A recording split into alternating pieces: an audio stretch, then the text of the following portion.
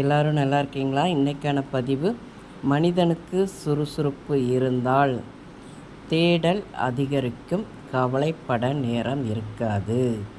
சுறுசுறுப்பாக இருந்தால், அதாவது சுறுசுறுப்புக்கு உதாரணம் எறும்பு தான் நம்ம சொல்லுவோம்.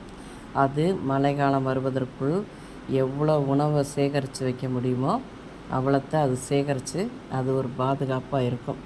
அது மாதிரி தான் நாம் இளம் வயதுகளில் நேரங்களை வீணடிக்காமல் நம்ம எவ்வளோ சுறுசுறுப்பாக இருக்கிறோமோ அதுதான் பிற்காலத்தில் நமக்கு அது கை கொடுக்கும். பார்த்துக்கோங்க, நம்ம சுறுசுறுப்பாக இருக்கிறதுலேயும் ஒரு சந்தோஷம் இருக்கும். பொதுவாக பார்த்திங்கன்னா, காலையில் நம்ம எந்திக்கிறோன்னு வைங்களேன், காலையில் எந்திரிச்சிடும். அதிகம்னா ஒரு 5 மணிக்கு எந்திக்கிறோன்னு வைங்களேன், வீட்டில் உள்ள பெண்களுக்கு நான் சொல்கிறேன், அன்றைக்கி வேலை ஃபுல்லாக பார்த்திங்கன்னா கடன் டக்கு டக்குன்னு முடியும். பாக்கி வச்சுருந்த வேலைகள்லாம் முடிச்சுருவோம். பார்த்தா அன்றைக்கி மனசு சந்தோஷமாக இருக்கும். 10 மணிக்கு சாப்பிட்ற ஆளுங்க ஒரு 8 மணிக்கெலாம் சாப்பிட பசிக்க ஆரம்பிச்சிடும். ஏன்னா காலைல எழுந்தாலே பசிக்க ஆரம்பிக்கும், நம்ம சாப்பிட ஆரம்பிப்போம். நல்லா இருக்கும், அது மனசுக்கே ஒரு சந்தோஷமாக இருக்கும். பொதுவாக இந்த உலகத்தில் சோம்பேறிகளுக்கு வாழ்க்கையில் வெற்றிங்கிறதே கிடையாது. நாம் அப்படி இருக்கக்கூடாது.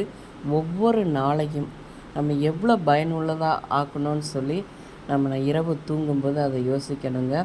யோசித்து பார்த்தா தான் தெரியும் நம்ம ஏன் இன்றைக்கி இவ்வளோ நேரத்தை வீணடித்தோம், இன்றைக்கி இதை பயனுள்ளதாக பண்ணது நம்ம நினச்சி பார்த்தாலே நம்ம மனசு ரொம்ப சந்தோஷமாக இருக்கும். நம்ம சந்தோஷமாக இருந்தாலே நம்ம உடம்பு ரொம்ப ஆரோக்கியமாக இருக்குங்க.